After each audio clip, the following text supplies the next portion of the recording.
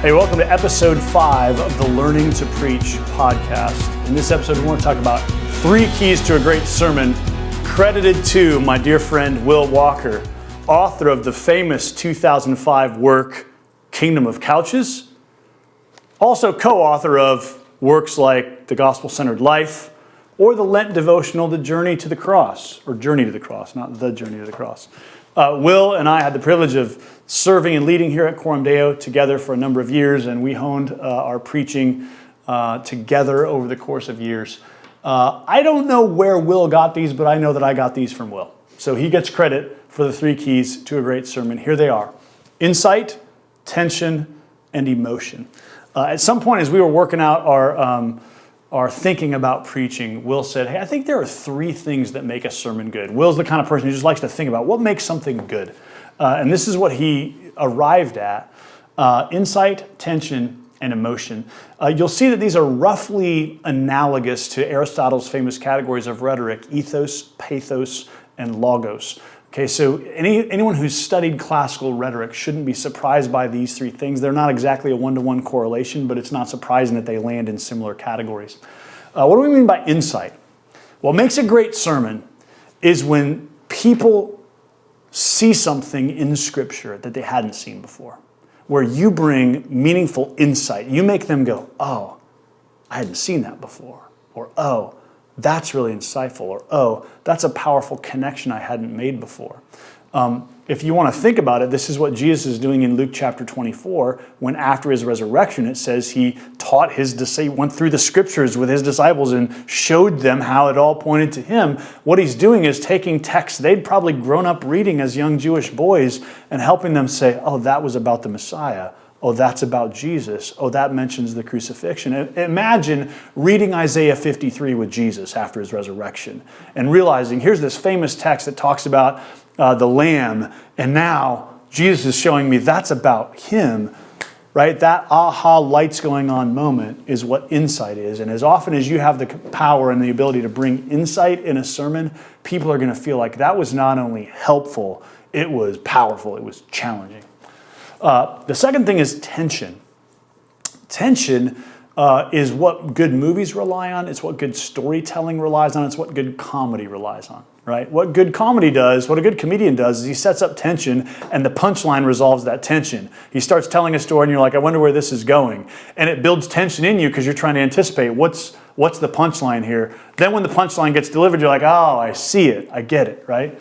A good sermon works in the same way. One of the interesting things you can do as a communicator to make your sermons powerful is to create tension in the sermon, to ask a question that won't get answered for 20 minutes, to raise a problem that you're not going to share the solution to, so that your congregation keeps going, okay, well, I'm hooked. How are we going to get, how does the gospel solve this problem? How are we going to get to some meaningful resolution here? Okay? Tension always seeks resolution, and that's why tension is a powerful rhetorical tool in a sermon. The third thing is emotion, and what I don't mean here is emotivism. I don't mean just you crying a lot in the pulpit or that kind of thing. I think there's a lot of ways that people play on emotion in really self-serving ways. So I'm not talking here about like preying on or playing on people's emotions, but I am talking about tapping into the human power of emotion. If you study human development, one of the things counselors will tell you is there are reasons why certain moments in your life are very marked in your memory. And the reason is because what happened in that moment is combined with a deep emotion, whether it's fear, whether it's anger, whether it's sadness or pain. The things that are connected to deep emotion lodge in our consciousness in powerful ways. And so in the same way, when in a sermon we tap into emotion, something people are feeling, or we, even better, create a feeling for them, give them a sense of something deeply emotive, that lodges in a powerful way. There are different ways that can work in different sermons at different times, but emotion always creates a powerful sermon. If people feel something during your sermon, if they tap into sadness or anger or beauty or longing, this is why C.S. Lewis's autobiography is titled Surprised by Joy. I don't think C.S. Lewis would even call joy an emotion. He would probably argue with me for using that language. But his whole point is that joy was such a powerful and compelling thing in his life that when he saw that the gospel brought joy, it changed how he understood Christianity. He was surprised by joy. So in the same way, anytime we can bring emotional power into a sermon, it really creates memorable effect. So these are 3 keys to a great sermon. Now, I'm sharing them with you on this podcast because these are things you can begin to at least investigate. How can I try to tap into one or more of these as I build a sermon? It's a hard thing to do, and some of us, me tending to be more logical and cerebral, I have a really hard time. I have to work hard to do tension and emotion. I tend to do insight fairly well because it's more natural for me. You'll probably find the same thing as a preacher, that one of these comes a little more naturally to you. The other 2 take a little more work. The best sermons, of course, are when you can combine all 3. And if you can do that, it's going to be an amazing sermon. And keep in mind, these are not things that are rooted in any biblical text. These are just common grace aspects of how the human person responds to storytelling. If you think about powerful movies, they tend to do all of these things. There's a component of they're making you see the world in a new way. There's a component of tension that's being raised that you wonder how it's going to be resolved. And they tend to sometimes provoke or evoke powerful emotional things in us. Think of the best movies that have really moved you and had a powerful effect on you. Probably they have something in each of these categories. Even movies that you don't think of as like moving or weighty, they tap into these. Think of one of my favorite movies, The Princess Bride, right? It has this sense of tension. How is this love story going to get resolved? It has a sense of emotion, characters I can relate to as really frustrating, annoying villains, and really clever characters that start to warm your heart and you build affection for them. Right? The characterization in these movies tends to work along these 3 lines as well. And that's why good comedy, good movies, and good preaching tend to have something in common. So I'm not trying to convince you that these are biblical. I'm just trying to convince you these are common grace realities of how human beings process truth, that when we can use them and leverage them as preachers, they make our sermons a lot better. Thank you, Will Walker, wherever you are watching this podcast. All right, guys, as you think about these 3, which one for you has taken the most work to sort of develop?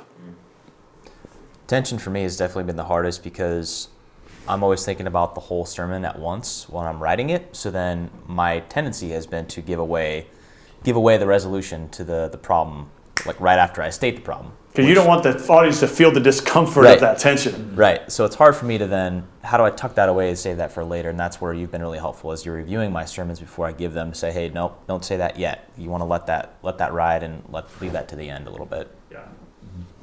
Justin, we've talked about in the past, good humor actually relies on this.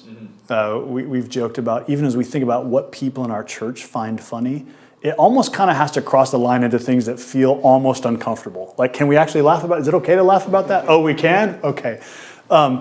That's why comedians do that. Comedians sometimes almost provoke you, like I'm about to be outraged and now I'm dying of laughter because that was so close to the line. Now, sometimes they can do that in sinful ways, but good comedians that can play with that kind of tension, there's a reason we respond with laughter because they sort of walk us up to a line of feeling that kind of tension. And there is a temptation as a preacher to want to resolve tension, especially those of us who are peaceful people and don't like anybody to feel discomfort.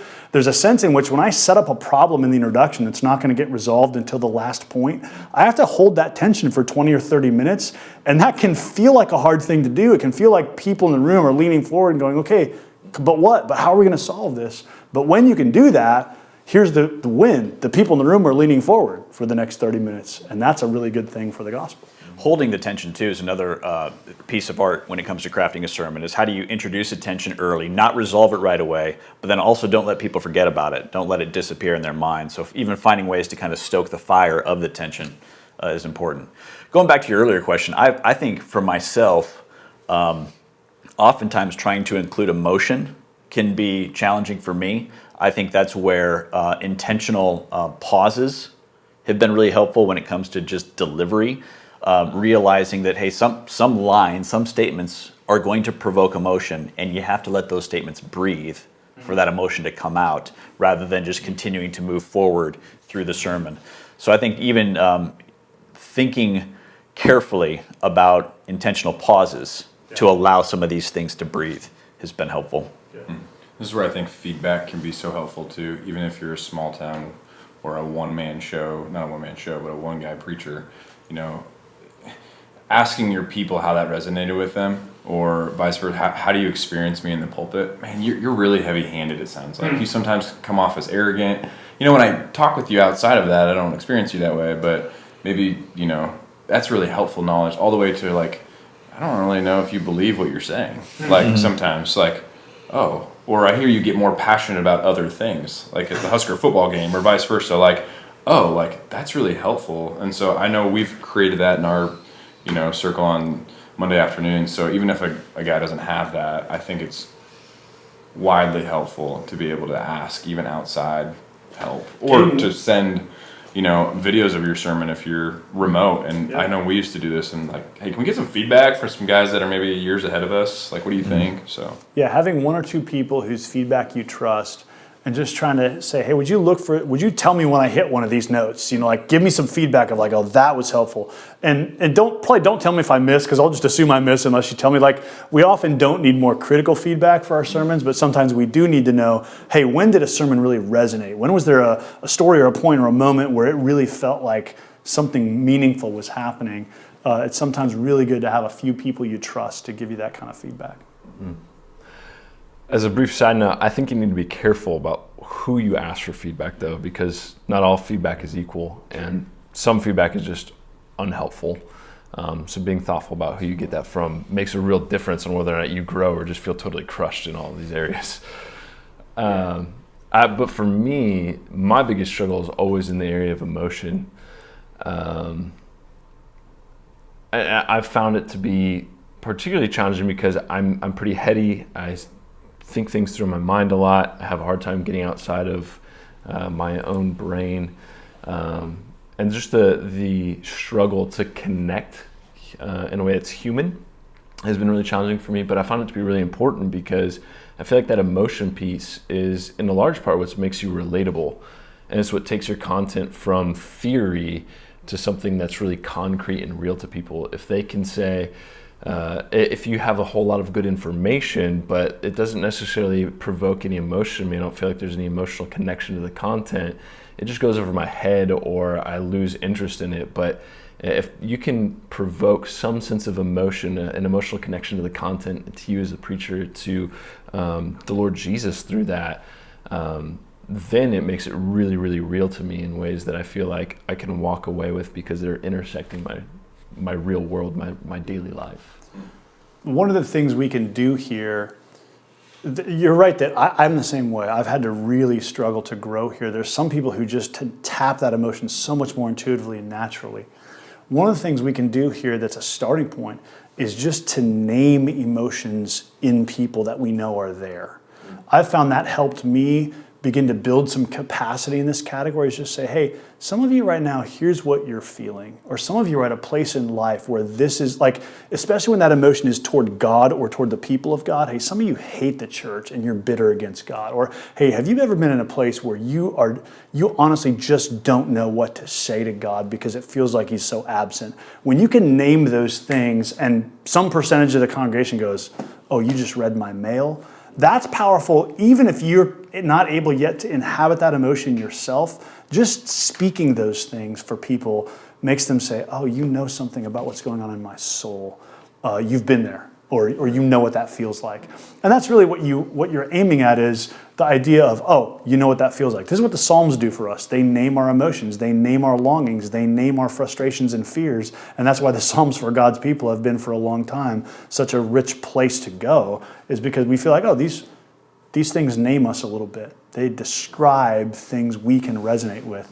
That's why lament, books like Lamentations are powerful, because when we've been through really sad, distressing moments in life, it's helpful to know, oh, there's some place in the Bible that can name those things and that connects to those realities.